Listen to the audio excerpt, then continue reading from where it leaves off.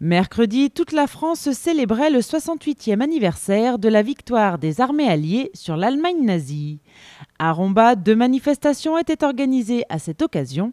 La première s'est déroulée rue de Metz, au pied du mémorial du capitaine Anderson, sous l'égide de l'association Fench Militaria.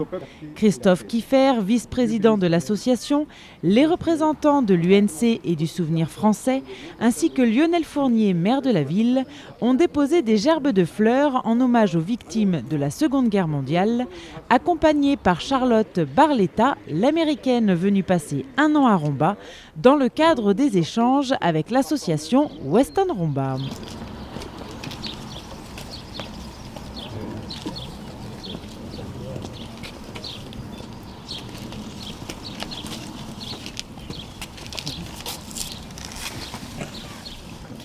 Après les hymnes français et américains, Christophe Kiffer a pris la parole. Comment se mettre à la place de nos parents, grands-parents, dans cette Europe dévastée par 6 années de guerre?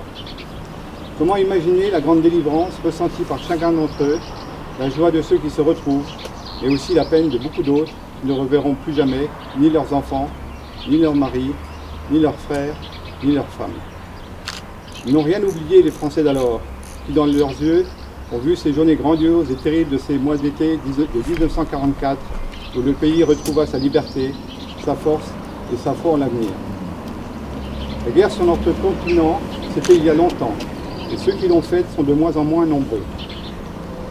Pourtant, cette cérémonie du 8 mai, c'est la nécessaire leçon d'histoire du XXe siècle, instituée pour rappeler aux citoyens que cette guerre sera toujours plus qu'un pan de l'histoire des hommes, plus qu'une page de gloire, de conquête, de défaite, de massacre.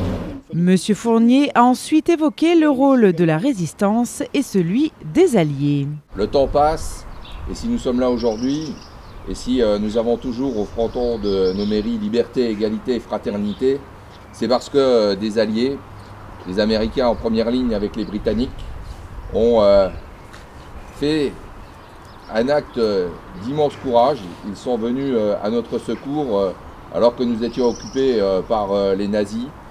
Je dis bien les nazis, je ne dis pas le peuple allemand. Et donc, à partir de là, ils nous ont aidés à retrouver notre liberté. Il y a un grand écrivain américain qui s'appelle William Faulkner, prix Nobel de littérature en 1951, mais qui fut surtout aussi correspondant de guerre de Life Magazine pendant la guerre en Europe, qui a écrit « Le passé ne meurt pas, il demeure à jamais ». Et donc, c'est en souvenir d'il y a 68 ans, du débarquement, des morts, parce qu'il y a eu d'innombrables morts américains qui nous ont soutenus. Alors, ils nous ont dit qu'ils sont venus parce que, à la libération ou au début de la libération des États-Unis, Lafayette est venu les aider et qu'il nous donnait cette réciprocité au niveau de la liberté. Et je crois que sans liberté, rien n'est possible. Avec la liberté, la fraternité est possible, l'égalité est possible. Sans la liberté, rien n'est possible. Et je souhaite qu'effectivement cette date, ce jour, et y compris ce 6 juin 1944, ne meure à jamais. Un cortège de véhicules militaires appartenant à l'association Fench Militaria s'est ensuite dirigé vers le monument aux morts.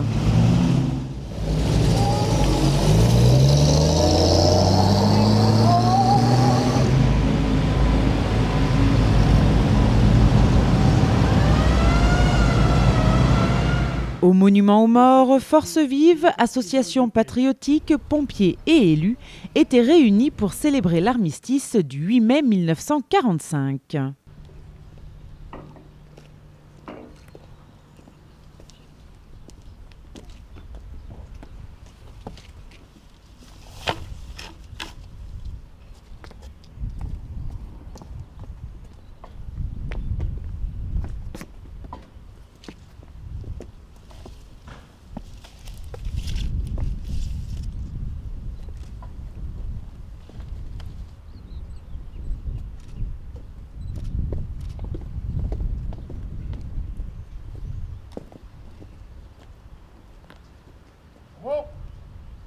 Après le traditionnel dépôt de gerbes, Joseph Sikora, président de l'UNC Romba, a pris la parole.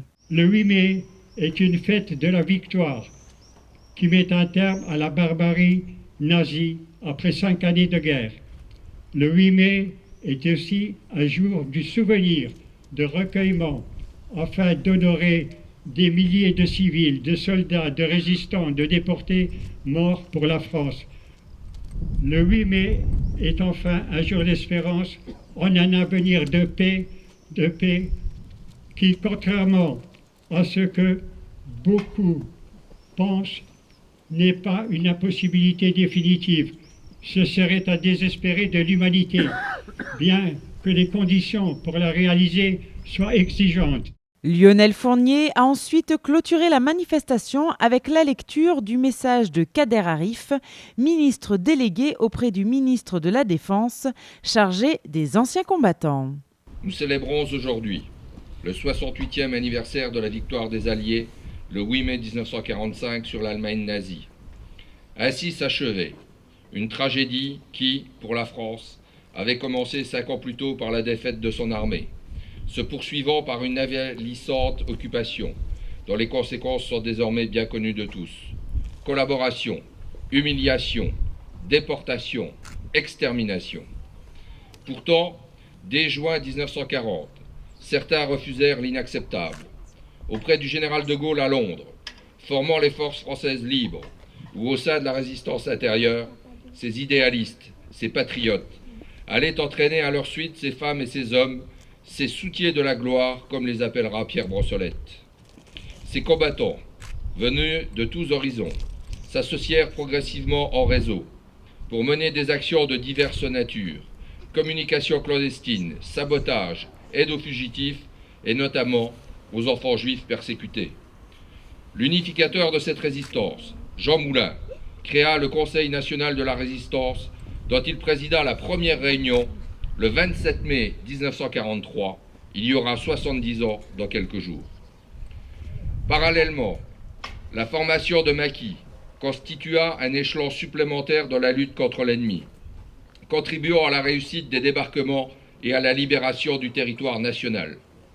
Dès l'automne 1943, la libération de la Corse fut l'œuvre conjointe des résistants de l'île et des soldats de l'armée d'Afrique.